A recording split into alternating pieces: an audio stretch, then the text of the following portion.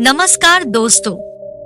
महाभारत युद्ध पौराणिक युग में लड़ा गया सबसे बड़ा युद्ध था, जिसमें लाखों की संख्या में योद्धा वीरगति को प्राप्त हुए थे। इस युद्ध की विभीषिका ने संपूर्ण भारतवर्ष को लगभग योद्धा विहीन कर दिया। कुरुक्षेत्र में भाग लेने वाले सभी योद्धा पुरुष थे।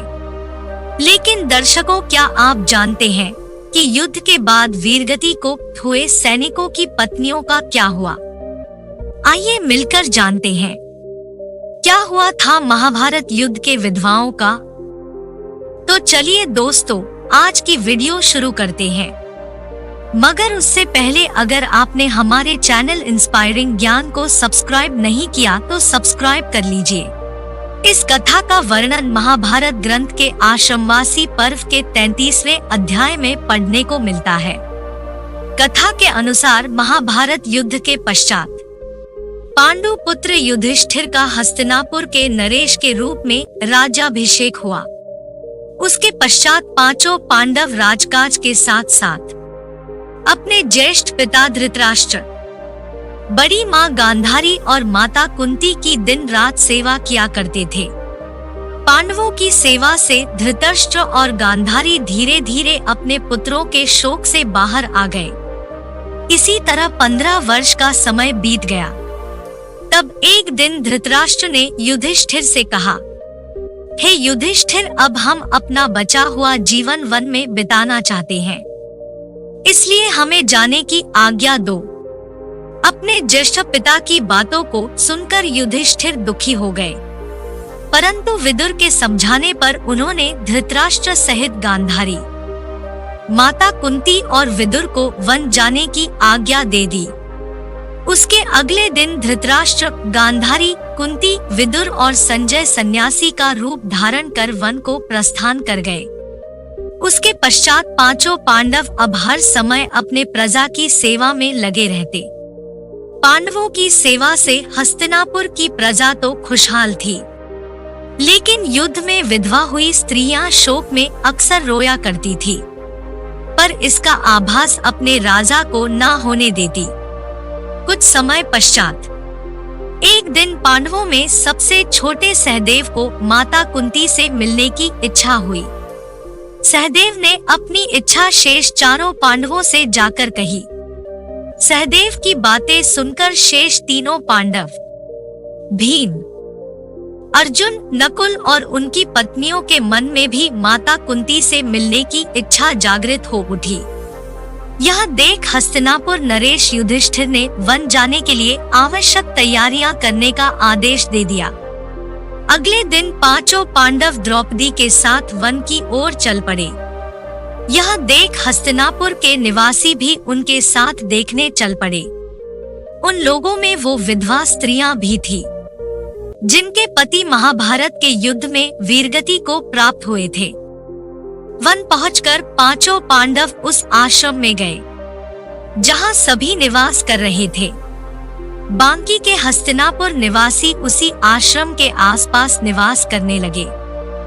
कुछ दिन पश्चात एक दिन महर्षि वेद व्यास उस आश्रम में पांडवों से मिलने आए, परंतु वहां महर्षि वेद व्यास ने देखा कि पांडव सहित हस्तिनापुर के सभी निवासी भी युद्ध में मारे गए अपने परिजनों के शोक में डूबे हुए हैं। यह देख महर्षि वेद व्यास ने सभी से कहा कि आप लोग युद्ध में वीरगति को प्राप्त हुए अपने परिजनों को याद मत करिए। वे सभी स्वर्ग या फिर दूसरे लोकों में सुखी पूर्वक निवास कर रहे हैं। वे सभी अपने अपने लोकों में अति प्रसन्न हैं। परंतु महर्षि वेद व्यास के इन कथनों से भी उन लोगों का शोक दूर नहीं हुआ। तब महर्षि वेद व्यास ने सभी से कहा कि अगर आप लोगों को मेरे द्वारा कही गई बातों पर विश्वास नहीं हो रहा है, तो आज रात मैं आप सभी को अपने परिजनों से मिलवाऊंगा।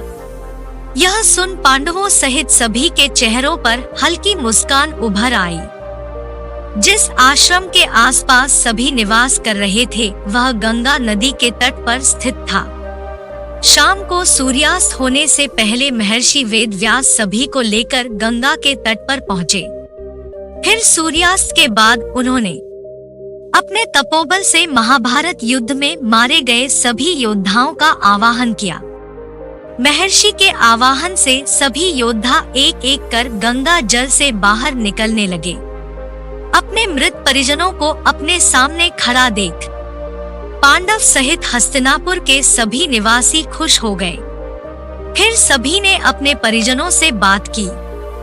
तब जाकर उन्हें विश्वास हो गया कि उनके बंधुबांधव मृत्युलोक के सभी कष्टों से मुक्ति पाकर अपने अपने लोकों में प्रसन्नता पूर्वक निवास कर रहे हैं। तत्पश्चात सभी के मन जो अपने परिजनों के लिए शोक व्याप्त था वह समाप्त हो गया। कुछ समय बाद युद्ध में मारे गए योद्धा एक एक कर गंगा जल में डुबकी लगाकर अदृश्य होने लगे। यह देख महर्षि वेद व्यास ने विधवा स्त्रियों से कहा कि जो स्त्रियां अपने पति के साथ उनके लोक जाना चाहती है वह गंगा के इस पवित्र जल में अपना जीवन त्याग कर जा सकती है।